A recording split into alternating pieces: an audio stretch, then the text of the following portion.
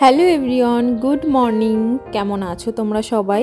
আশা করছি সবাই ভালো আছো, আমরাও ভালো আছি। আমি শিউলি, আমার নতুন একটা ভিডিওতে তোমাদের ওয়েলকাম। আজকের ভিডিওতে আমি আমার ঘরটাকে কিভাবে ক্লিন রাখছি সেটাই তোমাদের সঙ্গে শেয়ার করেছি। দেখো, প্রতিদিন তো আর ঘরবাড়ি মুছে রাখা সম্ভব নয়। মানে প্রতিদিন ঘর ঝাড় দেওয়া, ঘর মোছা, এইগুলো কাজ করা যায়, কিন্তু ডাস্ট যেগুলো থাকে, মানে ধুলো বলতে পারো, সমস্ত জায়গায় এই বিশেষ করে কাচের যেই সমস্ত জায়গাগুলো থাকে সেখানে ধুলো জমে খুবই বাজে লাগে দেখতে। এগুলো তো আর রোজ রোজ মোছামুছি করা সম্ভব নয়। তা সপ্তাহে ধরে রাখো একদিন কি দুদিন, মানে তোমার ঘরকে পুরো টাইম দিতে হবে এই পুরো সপ্তাহটা যাতে ক্লিন থাকে, কিংবা 3-4 দিন যাতে ক্লিন থাকে সেই ব্যবস্থা করার জন্য। তা আমি কিভাবে আমার ঘরটাকে ক্লিন রাখছি সেটাই আজকে তোমাদের সঙ্গে শেয়ার করলাম। তা ঘুম থেকে উঠে দেখো, বিছানাটা আগে ক্লিন করে নিয়েছি, আর বালিশের কভার দুটো চেঞ্জ করে নিলাম। তারপর পর্দাগুলো সেটিং করে এখন এই দুটো বালিশের কভার বাথরুমে রেখে আসছি ধোয়ার জন্য, আর সঙ্গে হাতে করে কলিংটা নিয়েও চলে এসেছি। আমি কিন্তু ঘুম থেকে উঠে এই বিছানাটা তুলেই লেগে পড়েছি এই সমস্ত কাজে, নালে এই এখন করব তখন করব করতে করতে না দেরি হয়ে যায়।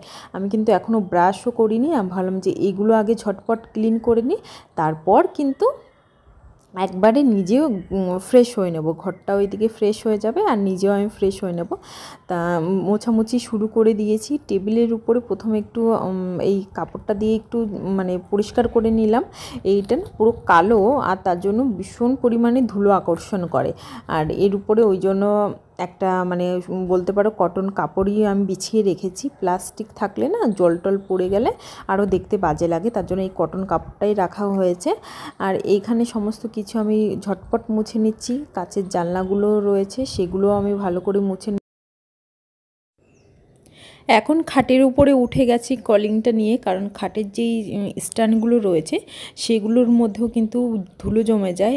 আর এর মধ্যে না মানে স্ট্যান্ডের উপরে মাঝে মাঝে জামা কাপড় মেলে রাখি, বাবুর জামা কাপড়ও মেলা থাকে, সেই কারণে এইগুলো আরও বিশেষ করে ক্লিন করতে মানে করে রাখতে হয়। তো এই সাইডের জানলাটাও ভালো করে পরিষ্কার করে নিচ্ছি। তারপরে কি বলো তো, আমাদের মোটামুটি বাড়িটা বানানোর পরে কম বেশি ফার্নিচার কেনা হয়েছে। আমাদের আগে যেই পুরনো বাড়িটা ছিল সেখানে জায়গা খুবই কম থাকার কারণে আমরা কিন্তু ইচ্ছা থাকলেও কোনো ফার্নিচার সেভাবে কিনতে পারিনি। আমার এখন ঘরের বিশেষ একটা প্রয়োজন, মানে ওই সুন্দর একটা বেড বানানোর, সেটার জন্য কথাও বলা হয়েছে। কিন্তু এবার তো আমাদের এই যাওয়ার আর বেশি দিন নেই, 3-4 দিনই আছে। তো এখন আর হাতে একটুও সময় নেই। যেই দাদাভাইটাকে দিয়ে আমরা প্লাইয়ের সমস্ত কিছু বানাই, সেই দাদাভাই এসে দেখেও গেছে। তো আমাকে বললো যে বৌদি ভাই, তুমি কোনো ডিজাইন পছন্দ করে আমার কাছে পাঠিয়ে দিও, আমি তুমি বাড়ি আসার আগে বানিয়ে দেবো। এবার কি বলো তো, এইখানে তো ওই হয়তো এবার থেকে ওই 1 মাসের 20 দিনের ছুটিতেই আসা হবে, ওইখানেই থাকতে হবে। সেই জন্য আর এইসব জিনিস আর জোর দিচ্ছি না। এছাড়াও আরও অনেক জিনিস আছে যেগুলো আমাদের লাগবে, যেমন মানে কোয়ার্টারে বিশেষ আমাদের 3টে জিনিস না হলেই নয়। সামনেই তো গরম আসছে, ফ্রিজ আর কুলার, তারপরে হচ্ছে ইনভার্টার, ওখানে প্রচণ্ড পরিমাণে লাইট যায়, আর ফ্রিজ না হলে চলাই যাবে না। আর তেমনই দরকার মানে কুলার, 3টের এমনই মানে কি বলবো, এটা ছাড়া ওটা হচ্ছে না, নালে মানে কিছুরই উপায় নেই। কারণ ওইখানে তো বাজারঘাট একদমই কাছাকাছি নেই। আর রোজ রোজ যে তোমাদের দাদাভাই বাজার করে নিয়ে আসবে সেরকম কিন্তু রোজ রোজ আউটপাসও দেবে না। ওই সপ্তাহে একদিন হয়তো বাজার এনে প্রতি সপ্তাহটা ফ্রিজে ভালো করে ফ্রোজিং করে রাখতে হবে। কিন্তু সেই তো উপায় নেই। গিয়ে ভাবছি যে হয়তো ট্রেনের মধ্যে থেকে, নালে গিয়েই আগে একটা অনলাইনে ফ্রিজের অর্ডার দেবো। সেকেন্ড হ্যান্ড অনেক খুঁজছিলাম ওইখানে থেকে, কিন্তু সেভাবে পেলাম না। একটা মানে পছন্দ হয়ে গেছিলো কুলার আর ফ্রিজ, সেটা 8,000 টাকা বললো। মানে ওনারা 10,000 বলেছিল, আমি বললাম 8,000 টাকা। তারপর ওনারা দেবেও বললো। তারপর কি হলো হঠাৎ জানি না, তারপরে বললো যে ওনাদের ইউনিটেরই অন্য একজন এসে নিয়েছে, তার জন্য আমাদের আর দিলেন না। কোনো ব্যাপার না, তাই এইখানে চলে এসেছি। ওইদিকে আমার মোটামুটি কাচের সমস্ত জিনিসগুলো মোছামুছি হয়ে গেছে। তা এই সাইডে চলে আসলাম। এই ওয়ালে দেখো আমার ছোট্ট কিছু কিছু শোপিস রয়েছে, সেইগুলোই এখন ঝটপট মুছে নিচ্ছি। আর তোমার আর মানে আমার আর তোমাদের দাদাভাইয়ের একটা ফটো রয়েছে। এই ফটোটা আমি কিন্তু এই বাড়ি বানানোর আগে, মানে যখন আমাদের বাড়িটা হচ্ছিল তখন মানে ডিসাইড করেছিলাম যে এই ফটোটা বড় করে বাঁধিয়ে এখানে রাখবো। আর এটা কিন্তু আমার বিয়ের পর প্রথম দুর্গাপুজোয় আমাদের তোলা আমাদের বাড়ির পাশে মন্দিরের ছবি। আর এই ছোট ছোট যেই ওয়াল হ্যাঙ্গারগুলো দেখতে পাচ্ছ, এগুলো তো অনলাইনে অ্যাভেলেবেল হয়। এটাও কিন্তু আমি মানে ঘরের জন্য কিনে রেখে দিয়েছিলাম।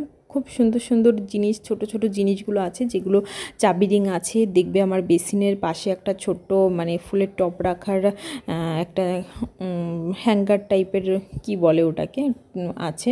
সেটা সেরকম জিনিস আমি সমস্ত কিছু মানে ঘরের জন্য কিনে রেখে দিয়েছিলাম, যে কবে স্বপ্নের বাড়িটা হবে সেইখানে আমি ছোট্ট ছোট্ট জিনিসগুলো সাজিয়ে রেখে দেব। তা এখন এই দিকে ঘরটা তো আমার মোটামুটি গোছানো হয়েই গেছে, মানে সমস্ত ডাস্টের জিনিসগুলো ক্লিন হয়ে গেছে। তারপর আমি দেখো হাতটা ধুয়ে মুখটা ধুয়ে নিলাম, ব্রাশ করে নিলাম। মুখে যেরকম আমি সকালে সিরামটা ব্যবহার করি সেটা ব্যবহার করে নিয়ে খাওয়া দাওয়া করে একটু বাইরে সুন্দর ফুল ফুটেছিল, সেগুলোই বসে বসে দেখছিলাম। আর যাওয়ার আগে কিন্তু এই বেলফুল গাছটা আর কাগজ ফুল গাছটা কিনে রেখে গেছিলাম। আমি নাকি যাওয়ার পরে সুন্দর ফুল ফুটেছিল, মা ফোন করে আমাকে বলতো। তা এবারও যাওয়ার আগে আগেই একটা ফুলের দর্শন পেয়ে গেলাম, তাই দেখে খুবই ভালো লাগছিল। ওইদিকে তারপর একটু বসে টসে গল্প করে আবার চলে এলাম। এবার হচ্ছে বাইরের সমস্ত জিনিসগুলো একটু মোছামুছি করার জন্য। আমাদের টেবিলে তো খুবই কম খাওয়া হয়, তোমাদের আগেও বলেছি। তার টেবিল ক্লথগুলোর সরিয়ে এখন মুছে নিচ্ছি। তারপর ওইদিকে আরও জিনিস রয়েছে, যেটা আমাদের ঘরে সব থেকে মোস্ট ইম্পর্টেন্ট জিনিস বলতে পারো। আমাদের এটা মানে বুদ্ধর যেই একটা ওয়ালে লাগানো আছে, এটা কিন্তু খুবই সুন্দর। যে আসে সেই বলে যে এটা খুবই ভালো হয়েছে। তা এটা কিন্তু একটা প্লাইয়ের উপরে বলতে পারো বানানো।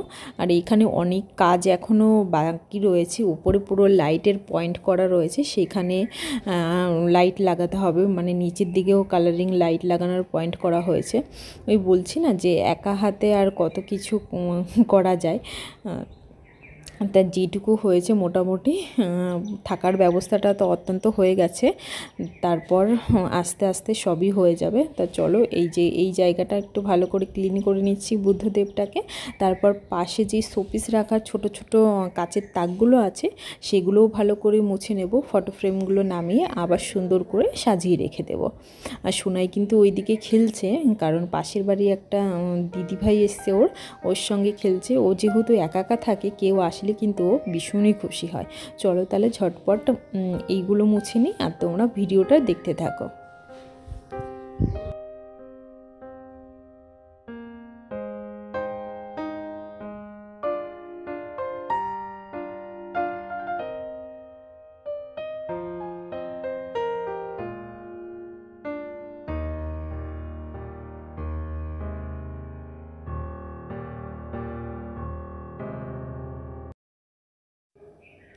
তোমার ঘর যেরকমই হোক না কেন, তুমি যদি সুন্দর করে গুছিয়ে রাখো, প্রতিটা জিনিস যদি পরিপাটি করে রাখো, তাহলে কিন্তু তোমার ছোট্ট ঘরটাও অনেকই সুন্দর লাগে দেখতে। তোমার মানে ঘর ভালো জিনিস থাকতে হবে, সেই কারণেই যে তোমার মানে ঘরবাড়ি গুছিয়ে রাখতে হবে রোজ। মানে ছোট হলে যে দেখতে ভালো লাগবে না, সেরকম কিন্তু কিছুই না।